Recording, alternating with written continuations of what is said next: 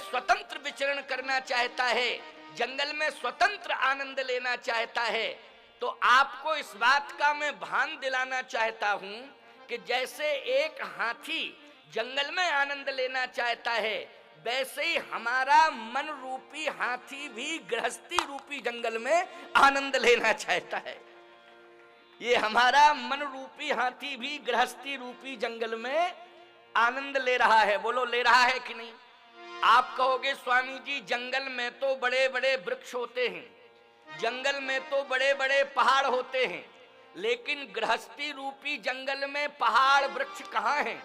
तो मैं आपको बता देना चाहता हूं, तुलसीदास जी कह रहे, भाई मैं नहीं कह रहा हूं। अगर मैं कहता तो मेरी बात आप भले ही ना मानते, लेकिन तुलसीदास जी महाराज कह रहे हैं तो आपको मानना पड़ेगा। तुलसीदास जी कह रहे हैं हमारा मन रूपी हाथी, आप सब जीवात्माओं का मन रूपी हाथी गृहस्थी रूपी जंगल में आनंद ले रहा है, ले रहा है। हाँ, ये गृहस्थी क्या जंगल है? हाँ, बोले ग्रह कारज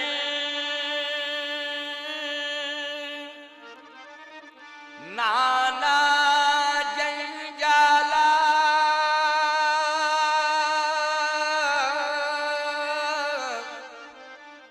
उते अति दुर्गम शैल विशाल।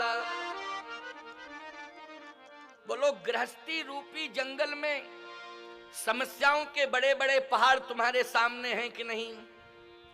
आप जितने लोग हमारे सामने बैठे हैं, ईमानदारी से बताओ, समस्याओं के पहाड़ उनके सामने हैं और बड़े बड़े पहाड़ हैं समस्याओं के, लेकिन फिर भी आनंद ले रहे हो। क्यों भाई?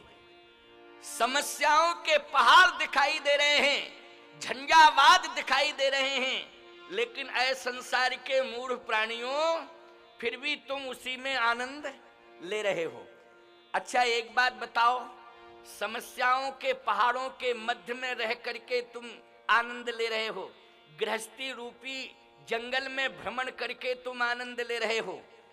हाथी भी जंगल में वृक्षों के बीच में, घनी घनी पहाड़ियों के बीच में आनंद ले रहा है, लेकिन याद रखना, मेरा चैलेंज है, वो हाथी भले ही जंगल में भ्रमण करके आनंद ले रहा है, लेकिन तब तक आनंद लेता है जब तक जंगल में आग नहीं लगती है।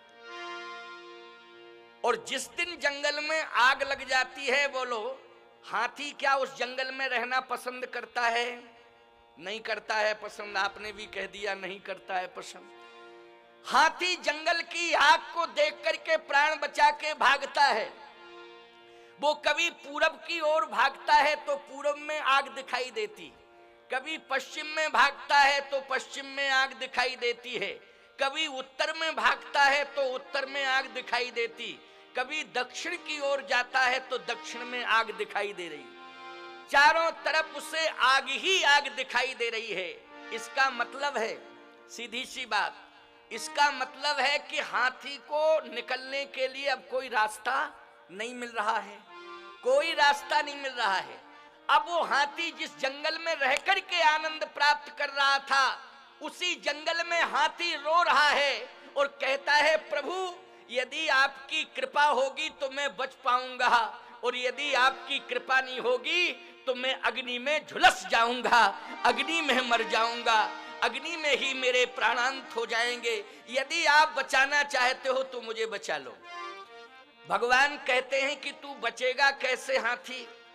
हाथी कहता है, प्रभु चारों तरफ जंगल में आग ही आग दिखाई दे रही है, यदि आप इसी जंगल में कोई सरोवर का दर्शन मुझे करा दें तो निश्चित है कि वो सरोवर मुझे बचा लेगा। अच्छा बोलो, पानी का सरोवर यदि जंगल के मध्य में हाथी को मिल जाएगा तो हाथी बच जाएगा कि नहीं बच जाएगा? बच जाएगा, उसके प्राण बच जाएंगे। और यदि उसे सरोवर नहीं मिला, जंगल लगी हुई आग के मध्य में यदि पानी का सरोवर नहीं मिला, तो बोलो कन्फर्म है हाथी मर जाएगा कि नहीं? आपने स्वीकार कर लिया कि मर जाएगा। हाथी भी कहता है कि प्रभु मुझे सरोवर चाहिए, यदि सरोवर का में जल मिल गया तो मैं बच जाऊंगा, नहीं तो आग में झुलस के मर जाऊंगा। तुलसीदास जी कहते हैं, ऐ संसार के प्राणियों, तुम्हारा मन रूपी हाथी गृहस्थी रूपी जंगल में आनंद ले रहा है, लेकिन ऐ मानव, जिस दिन गृहस्थी रूपी जंगल में वासना की आग लग जाएगी, उस समय तुम्हारा मन रूपी हाथी प्राण कैसे बचाएगा? कैसे तुम्हारा मन रूपी हाथी बच सकता है? तो गोस्वामी तुलसीदास जी महाराज ने कहा कि गृहस्थी रूपी जंगल में जिस दिन आग लग जावे संसार के प्राणियों, उस दिन राम कथा रूपी मान सरोवर में तुम स्नान कर लेना, तो निश्चित है कि तुम्हारा अस्तित्व सुरक्षित हो जाएगा, तुम्हारा जीवन बच जाएगा। तो आज आपके मन को हम झंझावात से दूर करके, संसार के मायक प्रपंच से हटा के, बोलो किसमें डुबकियां लगवा रहे हैं? जल्दी बोलो, आपके मन रूपी हाथी को किसमें डुबकियां लगवा रहे हैं? राम कथा रूपी मान सरोवर में। बोलो लगवा रहे हैं कि नहीं? इस मान सरोवर में आप स्नान करेंगे तो जो वासना की आंधी चल रही है, वासना की आग जो लग चुकी है, यह आग भी शांत हो जाएगी और हमारी ये वासना की आग राम कथा सुनते ही उपासना में बदल जाएगी और हम उपासना, ऐसी उपासना को प्राप्त करेंगे कि जिसमें हमें प्रभु श्री राम का दिग्दर्शन हो जाएगा। और इसी राम कथा में हम श्री राम जी का दर्शन आपको कराएंगे और आप नित्य ही श्रवण करेंगे। तो आए, ये मानस क्या है? कहे मान सरोवर। प्रमाण क्या है कि मान सरोवर है? गोस्वामी जी कहते हैं, मन करी विषय अनल बन जरई,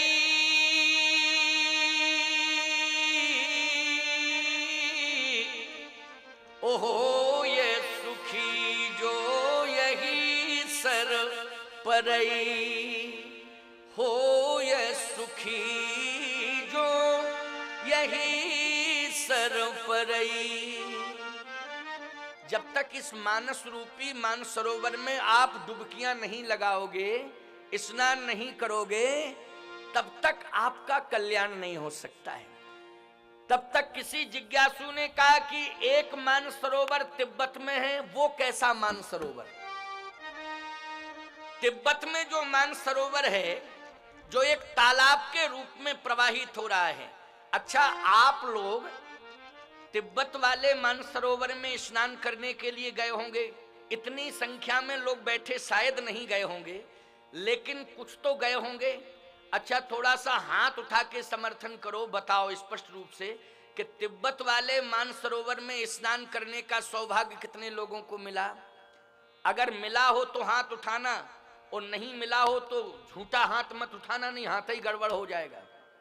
हाँ, इसलिए अगर गए हो तो मैंने यहाँ देखा है कि कोई भी तिब्बत वाले मान सरोवर में स्नान करने के लिए नहीं पहुंच पाया। देखो, एक कंडीशन है, कंडीशन यह है कि तिब्बत वाला मान सरोवर जहां स्थित है उसमें ऑक्सीजन की कमी है। पहली बात तो यह है कि स्वास्थ्य अगर साथ देगा तो आप तिब्बत वाले मान सरोवर में स्नान कर पाएंगे। यदि आपके साथ पैसा है, धन है, धन यदि साथ दे रहा है तो आप तिब्बत वाले मान सरोवर में स्नान कर पाएंगे। यदि आपके पास समय है तो आप तिब्बत वाले मान सरोवर में स्नान कर पाएंगे। समय, शक्ति और संपत्ति, अगर ये तीनों आपके पास हैं, आपके साथ हैं, तो आप तिब्बत वाले मान सरोवर में जा सकते हो। लेकिन मैं आपको एक बात बता देना चाहता हूं, सब में ये सामर्थ्य नहीं है कि आप तिब्बत जाकर के उस मान सरोवर में स्नान करके मोक्ष प्राप्त कर लें।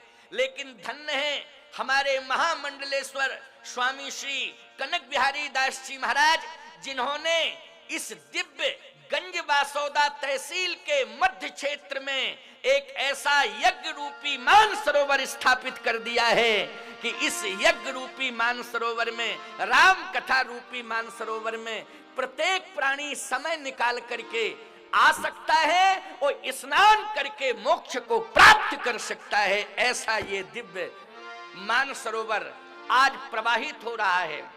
और ये वास्तव में ऐसा इस मानसरोवर में और तिब्बत के मानसरोवर में अंतर क्या है, तो मैं अंतर भी बता देता हूं। तिब्बत वाला मानसरोवर और गंजवासौदा तहसील में इस ग्राम के मध्य में, कई ग्रामों के मध्य में ये जो दिव्य विशाल 1111 कुंडात्मक महायज्ञ हो रहा है, अतिरुद्र महायज्ञ हो रहा है, इसमें इस मानसरोवर में और उसके मध्य में, यज्ञ के मध्य में होने वाली राम कथा रूपी मानसरोवर में और तिब्बत वाले मानसरोवर में कितना अंतर है, जमीन आसमान का अंतर है।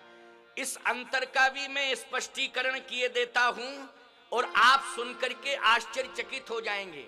और जिन्होंने महीनों से इस यज्ञ में समर्पण किया है, जिन्होंने महीनों से सेवाएं दी हैं और समय दिया है, संपत्ति दी है, आज वो मेरी बात सुनकर के, पहले दिन की राम कथा में मेरी बात सुनकर के अति आनंदित हो जाएंगे, संतुष्ट हो जाएंगे और महीनों की थकान आज ही उनकी दूर हो जाएगी और परम विश्रांति की प्राप्ति हो जाएगी मेरे इस संबोधन से और स्पष्टीकरण से। क्यों, हमारी बात समझ में आ रही है ना? एक एक अक्षर में बड़े सरलतम ढंग से समझा रहा हूं कि नहीं? मैं वो बात कहता हूं जो सबकी समझ में आ जाए और सब समझ लें और डायरेक्ट हमारी आपकी बात बिल्कुल श्री रामचरितमानस की परंपरा से मिलती जुलती, और आप इतनी सरल भाषा में मैं बता रहा हूं कि समझने में आपको कोई कठिनाई नहीं होगी। और मानस का महात्म बता रहा हूं, सुनो।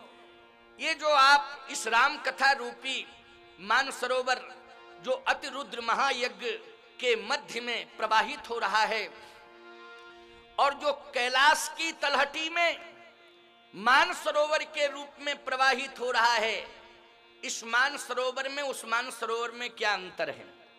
तो अंतर में बता रहा हूं। यहां 9 रस है,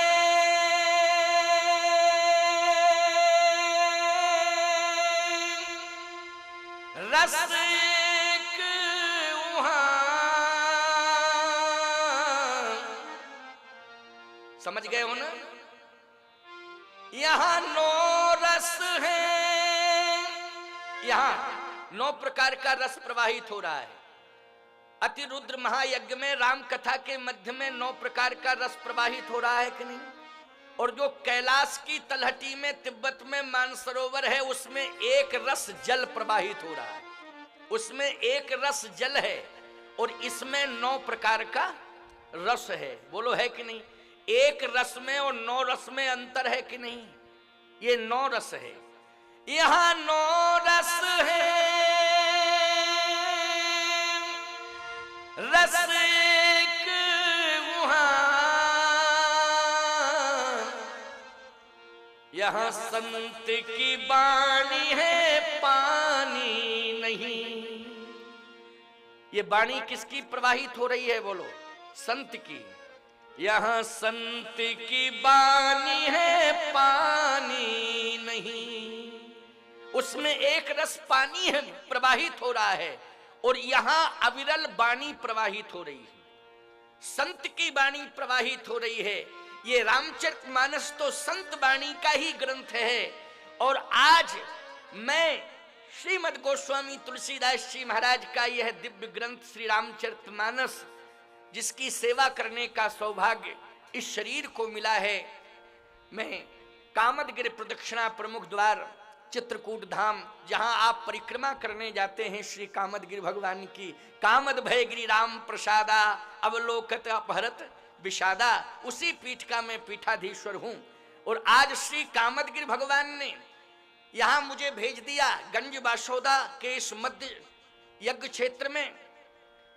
आप कहोगे महाराज जी, आप कामदगिरि चित्रकूट धाम से चल के और आप गंजवासौदा तहसील के इस मध्य भूभाग जहां यज्ञ चल रहा उसमें आए हुए हैं, तो आप ये बताएं कि चित्रकूट से ज्यादा महिमा मंडित है क्या ये क्षेत्र, जहां आप चित्रकूट को छोड़ करके आए? देखो भाई, एक बात मैं आपको बताऊं, जहां आप बैठे हैं इसको आप ये मत समझें कि ये कोई खेत है, ये मिट्टी का खेत है, एक किसान का खेत है, या सैकड़ों किसानों का खेत है, या ये एक तहसील का भूभाग है। ये तो आपकी सोच हो सकती है, लेकिन मेरी क्या सोच है, शास्त्र की क्या सोच है, संतों की क्या सोच है, मनीषियों की क्या सोच है, मैं इसको बता देना चाहता हूं। चित्रकूट का अर्थ केवल यही नहीं है कि मध्य प्रदेश का जिला सतना का एक भूभाग मंदाकिनी के तट का, उसी को हम चित्रकूट कहते हैं। आप कहोगे महाराज चित्रकूट का अर्थ क्या है? देखो, चित्त मानी होता है अंतःकरण। चित्त मानी क्या है? अंतःकरण। और कूट मानी पर्वत भी है, और वेदांत में ब्रह्म को कूटस्थ कहते हैं। क्यों कहते हैं कि नहीं? वेदांत में ब्रह्म को क्या कहते हैं? कूटस्थ। यद्यपि कूट मानी पर्वत होता है, लेकिन वेदांत में कूट मानी कूटस्थ मानी परमात्मा, कूटस्थ मानी ब्रह्म। तो चित्त मानी अंतःकरण और कूटस्थ मानी ब्रह्म। याद रखना, इस क्षेत्र में जहां आप बैठे हैं, बोलो आपका चित्त कूटस्थ ब्रह्म से जुड़ गया कि नहीं जुड़ गया? आप सबका चित्त कूटस्थ ब्रह्म से जुड़ गया है, इसलिए आपका जीवन ही चित्रकूट हो गया है, और ये परिसर ही चित्रकूट हो गया है। आप कहोगे महाराज जी तो चित्रकूट परिसर हो गया, हमारा हृदय चित्रकूट हो गया, लेकिन जहां जिस चित्रकूट से आप आए हैं उस चित्रकूट में मंदाकिनी प्रवाहित हो रही है, लेकिन यहाँ कौन सी मंदाकिनी प्रवाहित हो रही है? तो यहाँ भी मंदाकिनी प्रवाहित हो रही है। राम कथा मंदाकिनी, बोलो, राम कथा रूपी मंदाकिनी यहाँ प्रवाहित हो रही है कि नहीं? राम कथा मंदाकिनी और चित्रकूट चित चार, तुलसी सुभग स्नेह बन सिय रघुवीर बिहार। तुलसी सुभग स्नेह बन सिय रघुवीर बिहार। राम कथा रूपी मंदाकिनी का दर्शन हो रहा है। हमारे इस चित्र रूपी चित्रकूट में राम कथा रूपी मंदाकिनी का दर्शन हो रहा है। और याद रखना, आप हजारों की संख्या में, लाखों की संख्या में एक मत हो करके, एक स्वर में हृदय से हृदय मिला करके जो स्नेह का राज्य स्थापित किए हैं, याद रखना, तुलसी सुभग स्नेह बन, यही स्नेह रूपी बन है जो आपने हृदय से हृदय मिला करके इस यज्ञ की रचना में अपनी सहभागिता दर्ज करा दी है। यही स्नेह बन है, और आज इस स्नेह बन का हम दर्शन कर रहे हैं। आज हजारों की संख्या में आप बैठ करके सुन रहे हैं, ये स्नेह वन का ही दर्शन है। आज लाखों की संख्या में यज्ञ परिसर में लोग भ्रमण कर रहे हैं, बोलो ये स्नेह रूपी वन है कि नहीं? और इस स्नेह रूपी वन में आप हम सब आज विहार कर रहे हैं, विचरण कर रहे हैं, इसलिए ये चित्रकूट धाम बन गया है। राम कथा रूपी मंदाकिनी यहाँ स्थापित हो चुकी हैं, और आपस में स्नेह का जो स्वरूप दिखाई दे रहा है, यही एक वन का दर्शन है। तो आप भी चित्रकूट में बैठे हैं। अच्छा, आप कहोगे महाराज जी कामदगिर, कामदगिर कहाँ है? तो सुन लो, हम कामदगिर की भी व्याख्या किए देते हैं। कामद का अर्थ होता है कामम ददाति इति कामदः, ये कामद का अर्थ हुआ। अच्छा बोलो भाई, कामद का अर्थ है कामम ददाति इति कामदः। आप चित्रकूट कामदगिर भगवान की परिक्रमा करने इसलिए जाते हैं कि आपको ये आभास है कि हम परिक्रमा करेंगे तो कामदगिर भगवान हमारी कामना पूरी करेंगे। बोलो करेंगे कि नहीं करेंगे? तो इसलिए आप परिक्रमा करते हो कि कामदगिर भगवान कामना पूरी करते हैं, वही कामदगिर है। मैं आपसे पूछना चाहता हूं, आप यज्ञ की परिक्रमा कर रहे हैं कि नहीं कर रहे हैं? कर रहे हैं। और यज्ञ की परिक्रमा आप इसलिए कर रहे हैं कि यज्ञ भगवान हमारी कामनाओं को पूरा करेंगे। तो याद रखना, इस राम कथा, इस चित्र रूपी चित्रकूट में, राम कथा रूपी मंदाकिनी के तट पर आज जो यज्ञशाला की परिक्रमा हो रही है, वो यज्ञ भगवान का जो स्वरूप है वही कामदगिरि का स्वरूप है। और आप यज्ञ भगवान की परिक्रमा करके यज्ञ भगवान से ही कहते हैं, यज्ञ भगवान हमारी मनोकामना आप पूरी करेंगे। इसलिए यज्ञ भगवान आपकी मनोकामना पूरी कर रहे हैं। यही यज्ञ भगवान यज्ञ मंडप का स्वरूप, कामदगिरि का स्वरूप है। बोलो, मैंने पूरी व्याख्या कर दी कि नहीं कर दी? चित्रकूट स्थापित हो गया कि नहीं हो गया? चित्रकूट यहाँ स्थापित हो गया है और आज आप उस चित्रकूट धाम में विराजमान हैं। इसलिए मैं इस बात को महसूस कर रहा हूं और बार बार मेरा हृदय प्रसन्न चित्त हो रहा है, अति प्रसन्नता का अनुभव कर रहा हूं कि मैं चित्रकूट धाम से चल के आया हूं और आपके मध्य में आया हूं। आप कहोगे महाराज जी, अगर हम लोग चित्रकूट जाते तो हमें क्या मिलता, और आप चित्रकूट से आके यहाँ विराजमान हो गए तो क्या दे रहे हैं? क्यों भाई, ये भी एक बात है ना। चलो इसका भी स्पष्टीकरण कर दें, इसका भी स्पष्टीकरण कर दें आपको बहुत बढ़िया बात बता के। अगर आप अपने इस विदिशा जिले के अंतर्गत अथवा मध्य प्रदेश के किसी भी तहसील के अंतर्गत चल के आप कामदगिरि चित्रकूट धाम की परिक्रमा करने जाते तो हम ये एहसास करते कि कामदगिरि भगवान के दरबार में आप इसलिए पहुंचे, चित्रकूट इसलिए पहुंचे क्योंकि आपके पुण्य इतने प्रबल हो गए थे कि आपके पुण्य आपको खींच करके ले गए। ठीक है, हम ये मानते, लेकिन मैं आपको एक बात बता रहा हूं, आप भगवान की कृपा के बल पर जीना चाहते हो कि अपने पुण्यों के बल पर जीना चाहते हो? बोलो। दो बातें हैं, दो में से एक को स्वीकार करना पड़ेगा। आप भगवान की कृपा के बल पर जीना चाहते हो या अपने पुण्यों के बल पर? बोलो। आवाज आई नीचे से कि कृपा के बल पर। भगवान की कृपा के बल पर हम जीना चाहते हैं, पुण्यों के बल पर नहीं जीना चाहते। तो सावधान, आपके ऊपर कृपा ही हो गई है। कैसे? आप यदि यहां से चल के जाते चित्रकूट धाम और श्री कामदगिरि की परिक्रमा करते और श्री कामदगिरि भगवान की परिक्रमा करके वहां कामदगिरि पीठाधीश्वर जगतगुरु रामानंदाचार्य राम स्वरूपाचार्य से मिलते तो ये माना जाता कि आपके पुण्य आपको खींच करके ले गए। लेकिन मैं स्वयं चित्रकूट से चल करके श्री कामदगिरि भगवान ने मुझे यहाँ भेज दिया है। इसका मतलब है कि कामदगिरि भगवान की कृपा आपके ऊपर हो गई है। ये कृपा ही बरस रही है कि मैं चल के आ गया हूँ। आप चल के जाते तो पुण्य माने जाते आपके, और मैं स्वयं चल के आपके पास आ गया, ये है भगवान की कृपा। तो इसलिए कृपा रूपी छत्र छाया में बैठ करके आप कथा श्रवण कर रहे हैं, इससे बड़ा सौभाग्य आपके जीवन का और कोई दूसरा नहीं हो सकता है। तो आओ प्यारे, मैं व्याख्या कर रहा था कि एक मान सरोवर वह है, एक मान सरोवर। अच्छा, आ रहे हैं तो अभी आ रहे हैं, आ रहे हैं तो उनको बुलाओ, स्वागत है उनका। भाई बुलाइए, इस नाम से है ना। हाँ, बड़े सौभाग्य की बात है कि अनंत श्री विभूषित जगतगुरु एक और हमारे आचार्य परंपरा में श्री रामानंदाचार्य स्वामी राजेश्वर माउली सरकार के नाम से वो भी इस यज्ञ में आए हुए हैं। तो वो भी मंच पर पधार रहे हैं, उनका भी दर्शन होगा।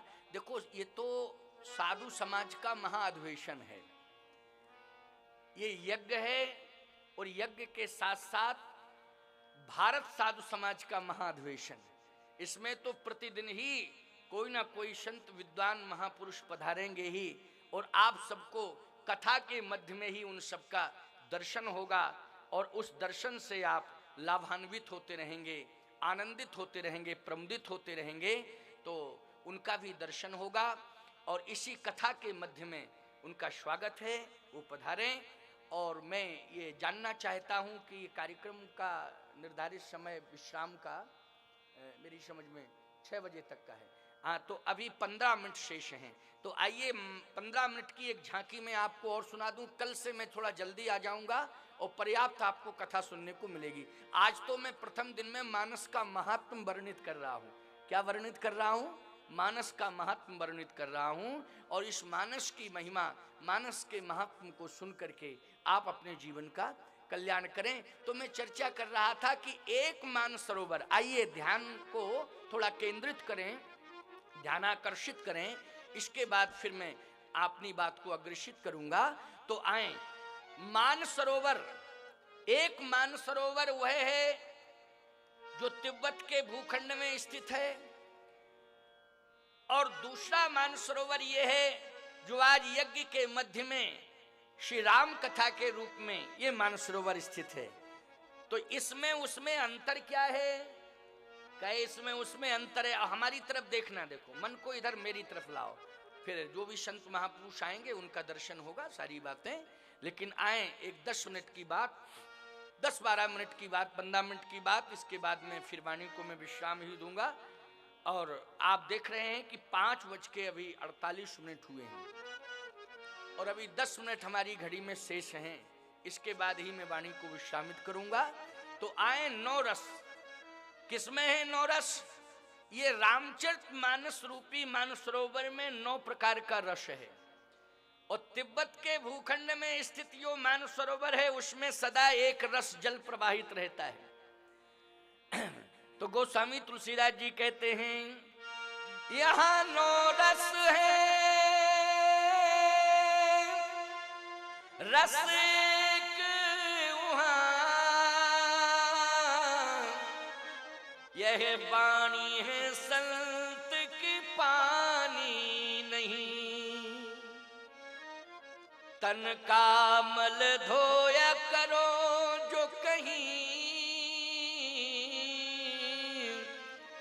मन का मल तो धुलता है यही। ये शरीर का मैल, बोलो किसी भी पानी में धोया जा सकता है कि नहीं? ये शरीर का मैल तो कहीं भी जाकर के आप किसी जलाशय में धो सकते हैं, लेकिन सबसे बड़ी बात तो यह है कि तन का मैल साफ हो जाए, ये विशेषता नहीं है, बल्कि मन का मैल साफ हो जाए, ये सबसे बड़ी विशेषता है। तो किसी जलाशय में आप स्नान करेंगे तो तन का मैल धुल जाएगा, लेकिन प्यारे मन का मैल धुलना बहुत मुश्किल की बात है, बहुत मुश्किल की बात है। लोग गंगा स्नान करते हैं, मैं कहता हूं लोग गंगा स्नान करने के बाद भी गंगा की महिमा को नहीं समझ पाते हैं। लोग सरयू स्नान करते हैं, सरयू की महिमा नहीं समझ पाते। अगर लोग गंगा स्नान करने के बाद गंगा की महिमा को समझे होते तो गंगा जी में गंदगी पैदा नहीं करते। अगर सरयू मंदाकिनी की महिमा समझे होते तो सरयू मंदाकिनी नर्मदा जी की महिमा समझे होते, बैतवा जी की महिमा समझे होते, बैत्रवती जी की महिमा, तो इनमें गंदगी नहीं करते। इसका मतलब है कि लोग अपने शरीर को, शरीर का मैल धोने का एक संसाधन बनाए हुए हैं कि शरीर का मैल धोने का जलाशय है, ऐसा मान करके लोग स्नान करते हैं। लेकिन याद रखना, शरीर का मैल तो कहीं भी धोया जा सकता है, लेकिन श्री राम को प्राप्त करने के लिए हमें शरीर का मैल धोने की जरूरत नहीं है। श्री राम को प्राप्त करने के लिए मन का मैल धोने की जरूरत है। मन का मैल जिस दिन हमारा धुल जाएगा उस दिन निश्चित रूप से हमें श्री राम का साक्षात्कार हो जाएगा। और मन का मैल श्री राम कथा रूपी मानसरोवर में ही धुलेगा। धुलेगा कि नहीं धुलेगा? मन का मैल कहां धुलेगा? राम कथा रूपी मानसरोवर में। इसलिए है वाणी है संत की पानी नहीं, तन का मल धोया करो जो कहीं, मन का मल तो धुलता है यही, मन का मल तो धुलता है यही। इस राम चरित्र के मानस से, इस राम चरित्र के मानस से उस मानस की तुलना है नहीं। क्यों? इसलिए वहां डूबता जो मर जाता वहीं, यहाँ डूबता जो तर जाता यहीं, यहाँ डूबता जो तर जाता यहीं। ऐसा ये रामचरितमानस रूपी मानसरोवर है। इसलिए गोस्वामी जी कहते हैं, मन कर विषय अनल बन जरई, मन कर विषय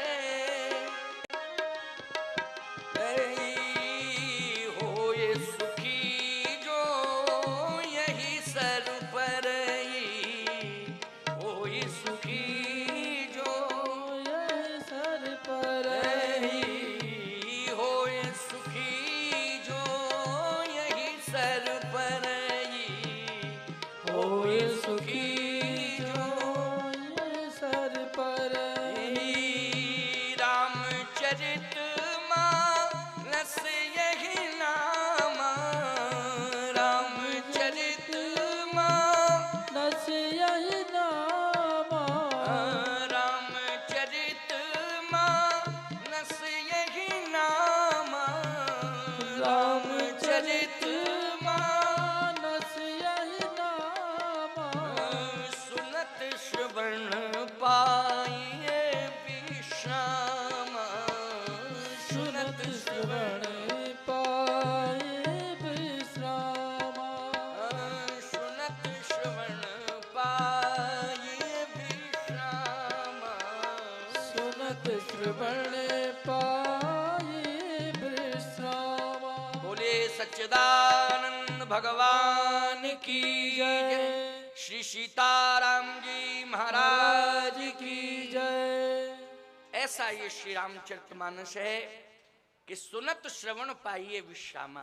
देखो, आप एक ऐसे संत महापुरुष का दर्शन कर रहे हैं जो हमारी ही परंपरा में, आद्य रामानंदाचार्य जी की परंपरा में ही जगत गुरु रामानंदाचार्य पद पर प्रतिष्ठित हैं।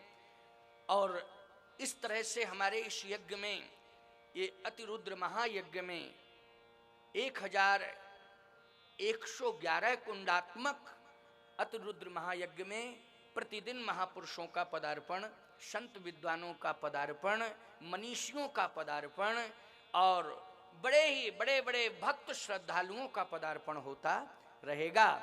और आप सब महाभाग हैं, भाग्यवान हैं, भाग्यवानों की लिस्ट में आपका नाम है कि आप ऐसे यज्ञ में सहभागी बने हैं। और श्री रघुवंश भूषण प्रभु श्री सीताराम जी महाराज के दिव्य चरणारविंदों में अपनी प्रीति, अपनी निष्ठा, अपनी लगन को लगा करके बैठे हैं। भगवान सीताराम जी आपके मनोरथ को पूर्ण करेंगे। तो आए एक बात और कह दूं, 3 मिनट की बात, इसके बाद में फिर मंच का आप स्वामी जी का उद्बोधन होगा। अच्छा, आप भी बोलेंगे? ठीक है। हाँ, तो थोड़ी देर बाद में हमारे जगत गुरु जी का भी उद्बोधन होगा, फिर आरती मंच की होगी, बाद में मंच की आरती होगी। और आरती के बाद फिर आप लोग तभी प्रस्थान करेंगे, फिर यज्ञ भगवान की परिक्रमा करेंगे। और यज्ञ की परिक्रमा करके आप यज्ञ भगवान से, मैंने बताया ना, ये यज्ञ भगवान केवल रुद्र भगवान के यज्ञ में ही नहीं है, यज्ञ के रूप में ही नहीं है, बल्कि कामदगिरि भगवान के रूप में भी प्रतिष्ठापित हैं। जैसा कि मैंने राम कथा की महिमा वर्णित की, उसमें श्री कामदगिरि का स्वरूप भी श्री यज्ञ भगवान के स्वरूप को बताया है। तो ऐसा रामचरितमानस है, इसमें आप सब स्नान करते रहें, राम कथा को सुनते रहें। अच्छा भाई, श्री राम में और रामचरितमानस में क्या अंतर? अब इसको थोड़ा और समझ लो। श्री राम ने हमें क्या दिया और रामचरितमानस ने हमें क्या दिया, ये बहुत बढ़िया सूत्र है, राम और रामचरितमानस।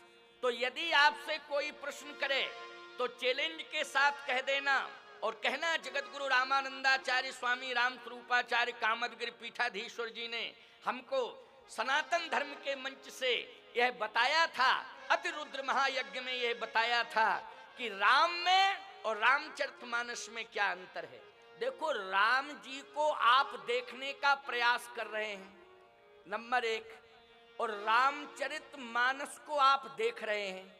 बोलो, देख रहे हैं कि नहीं? राम जी के दर्शन की लालसा में हैं आप, और रामचरितमानस का दर्शन कर रहे हैं। तो बोलो भाई, दर्शन की लालसा अलग बात है और दर्शन करना अलग बात है। लेकिन आप कहोगे राम में और रामचरितमानस में क्या अंतर है, तो कह देना दुनिया वालों से। और आज मैं इस चैनल के माध्यम से, साधना चैनल के माध्यम से पूरे विश्व की जनता को ये बता देना चाहता हूं कि राम में और रामचरितमानस में यही अंतर है। राम ने हमको दृष्टि दी है, राम ने हमको दृष्टि दी है, लेकिन रामचरितमानस ने हमें दृष्टिकोण दिया है। इसलिए रामचरितमानस से हमें दृष्टिकोण प्राप्त होता है। दृष्टि से ज्यादा महत्वपूर्ण दृष्टिकोण होता है कि नहीं होता है? हमें दृष्टि मिल जावे लेकिन दृष्टिकोण अच्छा ना हो तो कोई मतलब नहीं है। इसलिए रामचरितमानस के माध्यम से हमारा दृष्टिकोण अच्छा होगा, और जब दृष्टिकोण अच्छा हो जाएगा तो हमारी दृष्टि के सामने एक दिन श्री राम का दर्शन भी हो जाएगा, हम श्री राम को भी प्राप्त कर लेंगे। ऐसा ये रामचरितमानस ग्रंथ है। तो ये दृष्टिकोण देने वाला, श्री राम हमें दृष्टि देते हैं, लेकिन रामचरितमानस हमें दृष्टिकोण देता है। और प्रतिदिन दृष्टिकोण आप रामचरितमानस मंच के माध्यम से, इस सनातन धर्म के मंच के माध्यम से लेते रहेंगे। आइए अब 2 बार भगवत नाम संकीर्तन करें। आज मैंने रामचरितमानस का महत्व बताया, कल से रामचरितमानस का विस्तार करूंगा और निरंतर प्रतिदिन आपको श्री राम कथा के हर प्रसंग से लाभान्वित कराता रहूंगा। बोलिए यज्ञनारायण भगवान की जय, श्री सीताराम जी महाराज की, श्रीमदाद्य रामानंदाचार्य भगवान की जय, समस्त आचार्य चरणों की जय, श्रीमद गोस्वामी तुलसीदास जी महाराज की जय, महामंडलेश्वर स्वामी कनक बिहारी दास जी महाराज की जय, समस्त वैष्णव भगवान की जय, समस्त संत भगवान की जय। 2 बार कीर्तन कर लें। श्री राम जय राम, जय जय राम, श्री राम जय राम, जय जय राम, श्री राम जय राम, जय जय राम, श्री राम जय राम, जय जय राम, संतों के